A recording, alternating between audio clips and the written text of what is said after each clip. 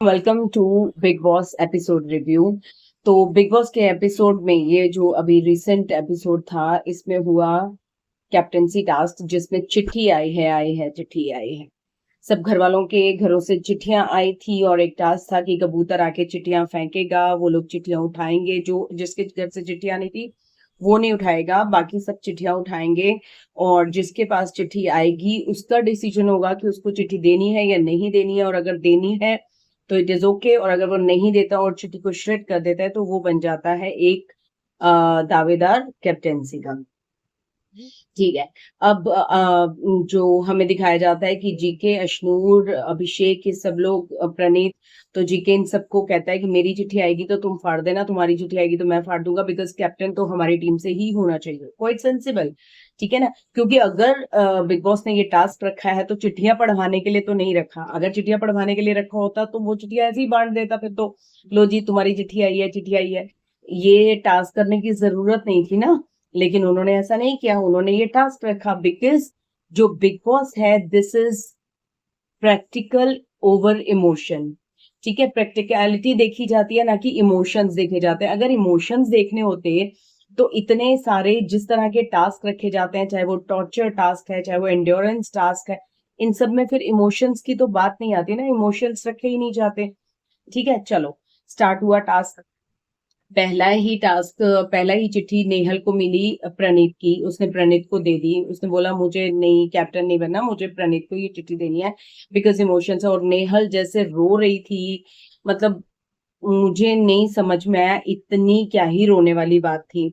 ठीक है, प्रणीत का रोना समझ में आता था, बाकियों का इमोशनल होना थोड़ा बहुत समझ में आता था, लेकिन इस तरह से रोना, पता नहीं क्या दिखाना चाहते हो तुम।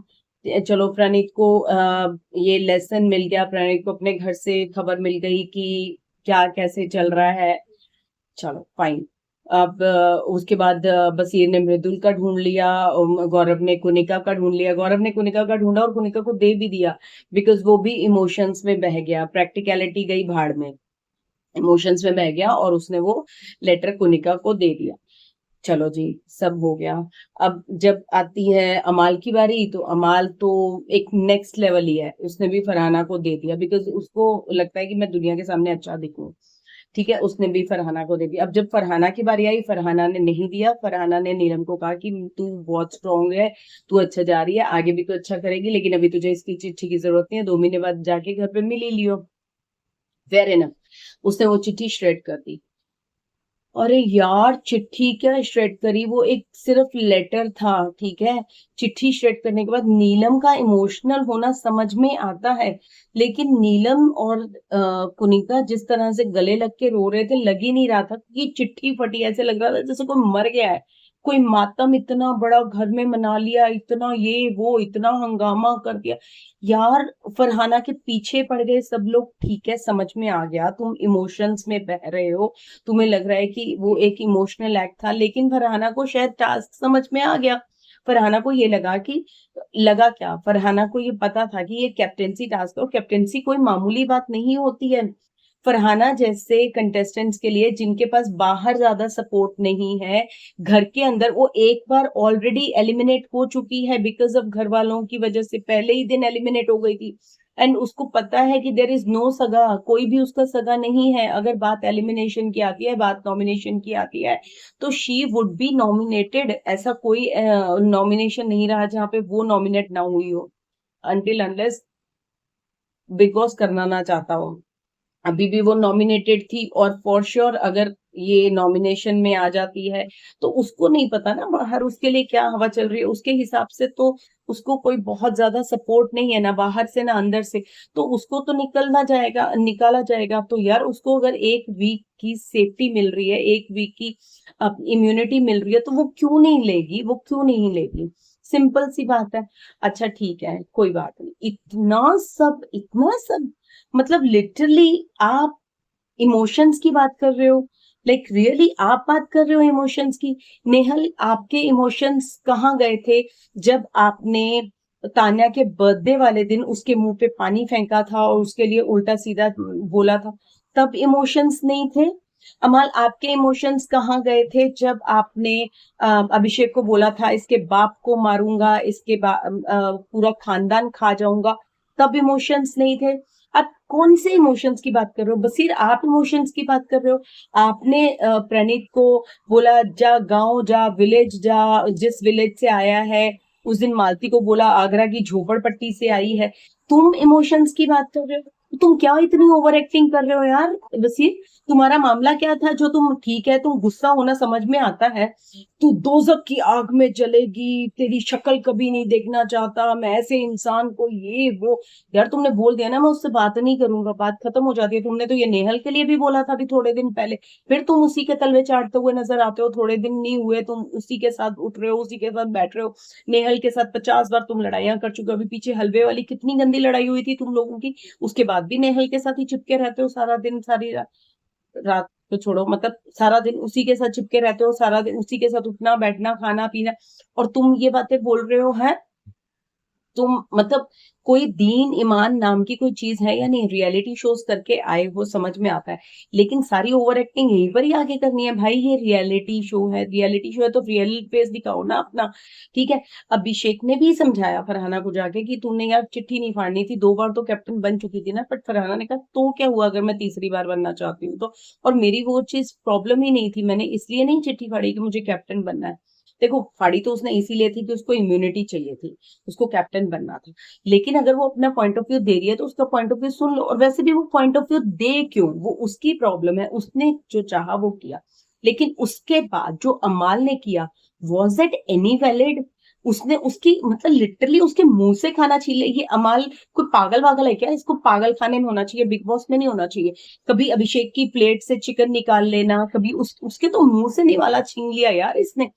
मतलब किस लेवल का पागल है आदमी है ये, किस लेवल का पागल है, आई एम टेलिंग यू। इस लेवल के इंसान सोसाइटी के लिए, अपनी फैमिली के लिए, इनफैक्ट खुद के लिए भी बहुत बड़े डेंजर होते हैं।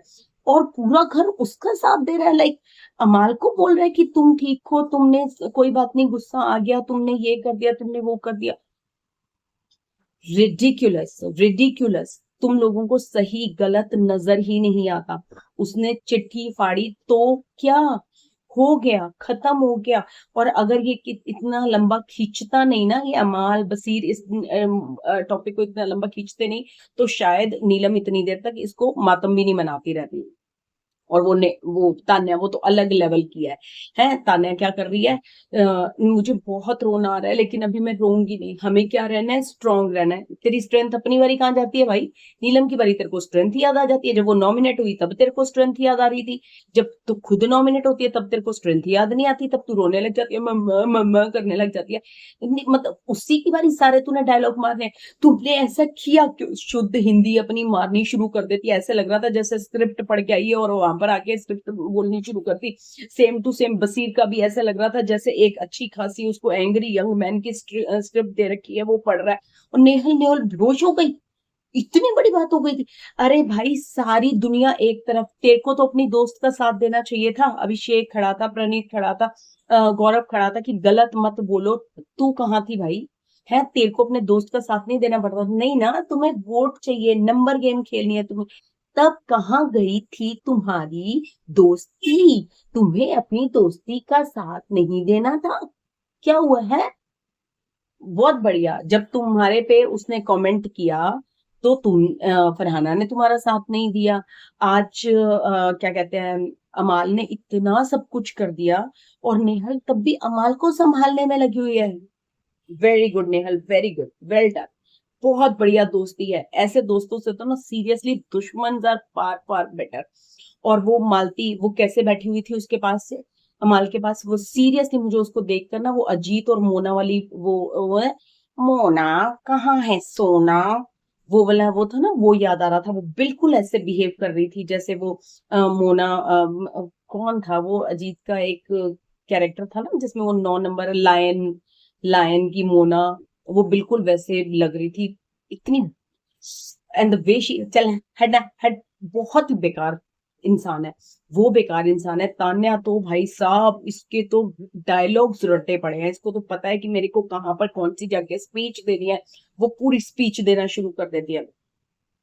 तुम्हें सही और गलत का अंदाजा ही नहीं है, तुम कितने गलत जा रहे हो। और अमाल, अमाल के घर वाले अगर सुन रहे हैं तो प्लीज इसको किसी मेंटल हॉस्पिटल में लेकर जाओ। ये इंसान सोसाइटी में रखने लायक नहीं है। And I am sorry to state this, but this is the truth. ये इंसान सच में घर में रखने लायक नहीं है। और बसीर प्लीज अपनी ओवर एक्टिंग बंद करो, बहुत ज्यादा ओवर एक्टिंग हो रही है तुम्हारी, बहुत ज्यादा ओवर एक्टिंग कर रहे हो तुम। और तान्या का असर हो गया मुझे तो लगता है। ठीक है, कुनिका को भी नजर नहीं आ रहा सही गलत। अब क्या हुआ भाई, सब की। और इस बात में बात होनी चाहिए वीकेंड के बाद पे कि अमाल की कितनी बड़ी गलती है। और अगर फिर भी नहीं होती ना बात, तो फिर तो अमाल को ट्रॉफी दो और भेज दो। हमें ऐसे रोल मॉडल तो चाहिए ही नहीं है। मैं तो सीरियसली, मतलब I am not going to watch Bigg Boss अगर अमाल जैसे विनर्स बनते हैं, या बसीर जैसे जो लोग। सीरियसली नकली लग रहा है मुझे इस टाइम बसीर, बिल्कुल फेक था कल। गुस्सा उसका, उसका उसके डायलॉग्स, उसका स्क्रिप्ट बिल्कुल फेक थी, बिल्कुल fake. It was not admirable at all. Farhana को ये सब बोलना बी ग्रेड की, तू तेरी माँ बी ग्रेड की, तू सी ग्रेड फिल्मों में काम करती है, this is ridiculous Amaal. Have some shame. तुम कह रहे हो हैव सम शेम उसको, फरहाना को। You should have some shame. क्या बकवास करते हो तुम, इतनी गंदी जुबान। फरहाना की तो गंदी जुबान है ही है, तुम्हारी तो उससे भी ज्यादा गंदी जुबान है। और तुम्हारा क्या हक बनता है, तुम उसकी फैमिली को, उसकी मदर को बीच में घसीटो। This is shameless you are. And I must say that जो भी अमाल को सपोर्ट कर रहे हैं, and I am telling you, जो लड़की तुम, जिस लड़की के पीछे तुम पड़े हुए हो ना, अगर वो लड़की तुम्हारी ये असलियत देख रही है ना, तो तुमसे शादी करना तो बहुत दूर की बात है, तुमसे मीलों की दूरी बनाएगी। क्योंकि तुम्हारे जैसा सनकी और पागल husband I don't think so किसी भी लड़की को चाहिए। और अगर वो फिर भी तुम्हें चूज करती है, तो शायद वो तुमसे ज्यादा बड़ी सनकी और पागल होगी, जो एक पागल को चूज कर रही है उसके पागलपन को जानने के बावजूद। तो आई एम रियली, मतलब I am feeling pity on you, your family, your that girl. I am really feeling pity. I sorry, लेकिन इतना ही बस आज के लिए, और कुछ नहीं।